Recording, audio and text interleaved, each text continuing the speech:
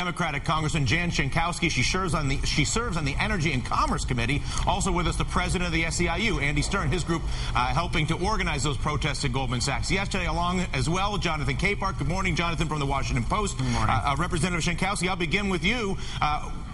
So many people in this country feel utterly powerless. They feel like literally the banks control the government gives the banks money, and the banks do whatever they want with it, which makes record bonuses for them and leaves no lending and no investment in this country. How do people regain their power? Well, I penned a letter to Goldman Sachs that they ought to return the $12.9 billion that they got from AIG, which is in total taxpayer money. And what it has translated into is these huge bonuses, a $21 billion bonus package for their top executives. My sense is that everybody gets it and honestly feels like nobody's doing anything about it. We haven't had a hearing. We're not seeing any meaningful bank reform. There's no clawbacks from the bank CEOs who are taking all this money, using taxpayer money. So there's a lot of guilt, there's a lot of shame, and there's very little action. How do we change that? Well, I certainly agree that we have to start laying down demands on these huge companies that are, too big to fail. I think that, first of all, that whole premise is bad, that they ought to be, we ought to either split them up or reinstate the Glass-Steagall Act that doesn't allow them to get into every business and the casino that you've been talking about. Sure. And so I think that people are so angry, and I completely understand it, that we must respond substantively to their concerns. Andy Stern, you know how angry people are, and yet, honestly, 100 people is not that many people at the gates of Goldman Sachs, and as angry as and as much as shameful and abundant as the rhetoric may be, the action from Washington, D.C. and our politicians to actually stop the theft, claw back the money, and restore investment and lending in this country is virtually non-existent. Are we basically just talking in the wind here? Well, I think we've certainly seen a lot more talk than action. And, I appreciate what you said about the Fed chairman. I mean, there are people in positions of power that can still do something. And I think it's impossible for the president to talk about a job summit when you understand, like the Fed chairman say, that many of the jobs come from small businesses. We are not lending to small businesses, and instead people like Goldman Sachs are taking $23 billion and recirculating it amongst the wealthy. And that's just not going to work. This casino economy needs to end, and we need to share the wealth a little bit better. But with all due respect, Andy, if I'm a bank and the government makes it far more profitable for me to go speculating in a dark market or in a crooked insurance market, why on earth am I going to go through the trouble of going into lending to small businesses, which is a low-margin, aggravating business?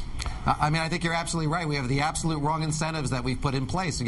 We said that we were going to fix the economy, and we fixed it all right. We fixed it so that people that have a lot of money can borrow a zero coupon rate from the Treasury and make money much more easier than filling out those forms, looking at credit worthiness of small businesses. But that's not how we're going to fix the economy, and we should not count on the bankers or Goldman Sachs, who care more about their company than our country. And it's time that our elected officials and people just say, enough is enough. This is nuts. Yeah, Jonathan Capehart, again, you hear Andy Stern, I could put George Soros in front of you. Bill Gates was talking about it the other day. Paul Volcker talks about it. There are lists and lists of very respected individuals, from libertarians to neocons to PETA, to, again, unions and non-finance billionaires that will all say the same thing we're talking about. But quite honestly, I don't get the sense that anybody in Washington cares, particularly the White House. Like I said, is this just a bunch of people talking in the wind? Is that a question for me or yes, Mr. Stern? That's a question for you, Jonathan. I think the administration cares, but I think, folks like Congresswoman Schenkowski and other members on the Hill need to hear from the 100 people who are protesting outside Goldman Sachs, need to take that protest into the halls of the Capitol, but they also have to make their complaints and their concerns more specific. If the folks who are protesting want Glass-Steagall reinstated, then they have to say that. They have to get very specific about what they want. And the problem is, as I said last week, these issues are so complicated and so, you know them very, very well. But I guarantee you that 99% of the American people don't understand derivatives and all the other things that allowed what you call, and what is accurately called, a theft from the American people to happen. So until folks can get more specific about what they want, and tell the members of Congress and the White House, I don't see how there be any pressure on anybody to do anything of substance. Yeah, Representative Schakowsky, how do we deal? Go ahead. Yeah, actually, there's enormous pressure, because if this is going to be a jobless recovery, then I think the Democrats understand, if nothing else, that politically that's a very dangerous place for us to be. And so I think we're hearing it loud and clear. We had a caucus yesterday on jobs. We had a summit on jobs a couple of weeks ago, where we had experts come in and talk to us. So I think we're understanding it very clearly, and I think you will see action certainly before the 2010 election. Right. We have to do it. I understand, and I'll wrap this up. But if you allow the banks, if I'm a bank and I make less money lending than I do gambling in the swaps market, I'm not going to lend any money. And so if the taxpayers giving these banks all this money and they're just using it in the casino market or in the hedge fund market, they're never going to lend that money as long as they can pay off Congress to legalize swaps gambling in secret, you know? It's a human nature.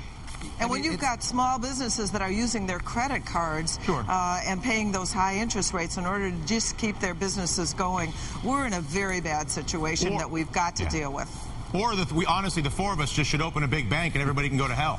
I'm telling you, it works like a charm. A pleasure to have the conversation, you guys. Thank you so much.